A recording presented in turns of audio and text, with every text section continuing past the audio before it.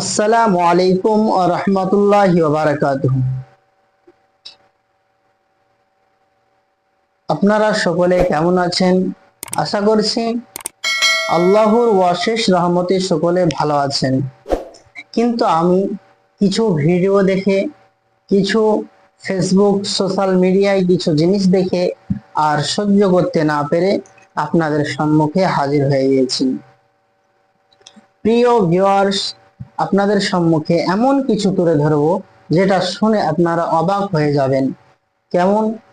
আজকে দেখুন, কিছুদিন পূর্বে ডক্টর মমিতা, যে মেয়েটিকে ধর্ষণ করে মারা হয়েছে, সেই মেয়েটিকে কতজনে ধর্ষণ করেছে আপনারা জানলে অবাক হবেন। 19 জন ছেলে মেয়েটিকে ধর্ষণ করে মেরেছে।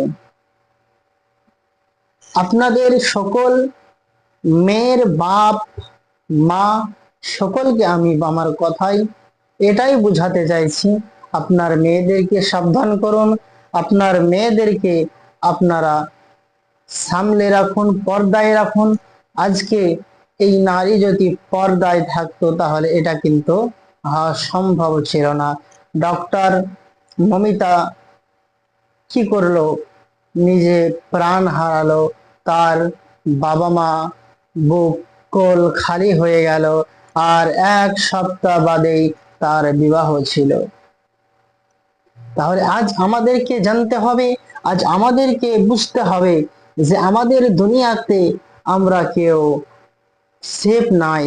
আজ দুনিয়াতে নারীরা যদি সেফ না থাকে, আল্লাহ রসুল সাল্লাল্লাহু আলাইহি ওয়াসাল্লাম নারীদেরকে সম্মান দিয়েছেন, নারীদেরকে মর্যাদা দিয়েছেন, নারীদেরকে উঁচু স্তর দিয়েছেন, কিন্তু সেই নারীর অবস্থা দেখুন।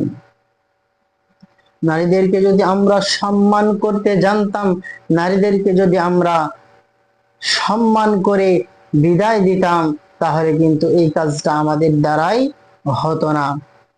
তাহলে আজ যেই নারীকে রাসূল পাক সাল্লাল্লাহু আলাইহি ওয়াসাল্লাম এত সম্মান দিয়েছেন, যেই নারীকে জাহিলিয়াত যুগে জিন্দা দাফন করা হতো, সেই নারীকে সম্মান দিয়েছেন আমার নবী। বিধবার সম্মান দিয়েছেন, কুমারীর সম্মান দিয়েছেন, তালাক প্রাপ্ত মেয়ের সম্মান দিয়েছেন, প্রত্যেক মেয়ের সম্মান দিয়েছেন। কিন্তু আমরা সেই সম্মানকে রক্ষা না করে, সেই সম্মানকে বিষয়গুলো না বুঝে আমরা সেই বিষয়কে সম্মুখে রেখে কি করছি? আজকে আজ আজ থেকে 2016-তে আপনার বাংলাদেশের একজন নারীকে ধর্ষণ করা হয়েছিল। আজ 2024-এ আজকে ভারতবর্ষের একজন নারীকে ধ্বংস করা হলো, ধর্ষণ করা হলো, আপনার নষ্ট করে দেওয়া হলো। কিন্তু সেই নারীর আজ পর্যন্ত কোনো ফাঁসির তার কাতলদেরকে, তার ধর্ষণকারীদেরকে কোনো ফাঁসির আওতায় নেওয়া হয়নি, তাদেরকে খুঁজে পাওয়া যায়নি। কেন? সরকার কি করছে? সরকার আমাদের কি করছে?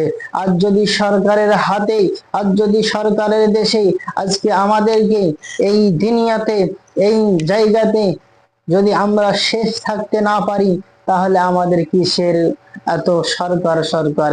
কিন্তু ব্রাদার, আমাদের কথা শুনুন। মূলত কথা হচ্ছে, নবী পাক সাল্লাল্লাহু আলাইহি ওয়াসাল্লাম ইসলামের কানুন হলো, যেই নারী পুরুষ জেনা করবে, ধর্ষণ করবে, নষ্ট করবে, সেই নারী পুরুষকে উভয়কে তা আপনার কি করা হোক, মাটিতে পুঁতে মারতে মারতে মেরে ফেলা হোক। এবং যেই পুরুষ ধর্ষণ করবে তাদেরকে কতল করে দেওয়া হোক। আজ এই নারী ধর্ষণ হয়েছে বলে আপনি বলছেন ফাঁসি চাই, ফাঁসি চাই। নবী পাক সাল্লাল্লাহু আলাইহি ওয়াসাল্লাম 1500 বছর আগে আজকে এই কথা বলে গিয়েছে যে ধর্ষণ করবে সেই ব্যক্তিকে ফাঁসির কারাগারে, সেই ব্যক্তিকে কতল করে দেওয়া হবে। ইসলামের এটাই আইন। ইসলামের আইনকে সম্মুখে রেখে যদি আমরা চলতাম, তাহলে আজ এই দৃশ্যগুলো আমাদের দেখতে হতো না, আজ এই পরিস্থিতিগুলো দেখতে হতো না। তাহলে আমাদেরকে জানতে হবে, আমাদেরকে বুঝতে হবে, সেফ থাকতে হবে, আপন আপন সন্তানকে হেফাজত রাখতে হবে। পর্দায় রাখুন, সন্তানকে পর্দায় রাখুন।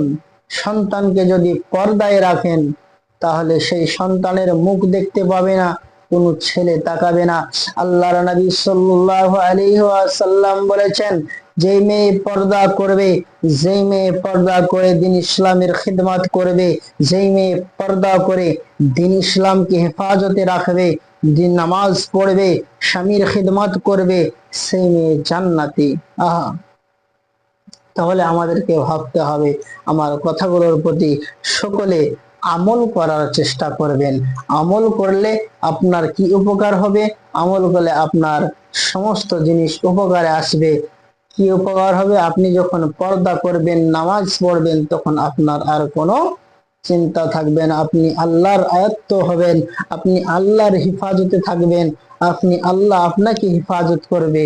তাহলে আপনাকে পর্দা করতে হবে, নামাজ পড়তে হবে। ব্রাদার, এই কথাগুলো আমার মনোযোগ সহকারে শুনুন।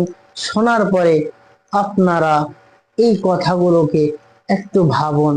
আজ যে এই ডক্টর মমিতা সিং, ইনাকে কিভাবে অত্যাচার করলো, ইনাকে কিভাবে অত্যাচার করে, শরীরে আঘাত করে, গলায় টিপে ধরে, এইভাবে এমন ভাবে অত্যাচার করছে, দেখে আর তাকিয়ে থাকা যাচ্ছে না। এটা মানুষের কাজ নয়, এটা মূলত জানোয়ারের কাজ। এটা জানোয়ার প্রণাম করেছে এরা। এদেরকে ফাঁসির কাঠগড়ায় দাঁড় করানো হোক, এটাই আমাদের সরকারের কাছে আমার আবেদন। এবং আপনাদের কি মতামত কমেন্টে জানাবেন, এবং ভিডিওটিকে লাইক, কমেন্ট, শেয়ার করে আমাদের পাশেই থাকবেন। আসসালামু আলাইকুম ওয়া রাহমাতুল্লাহ।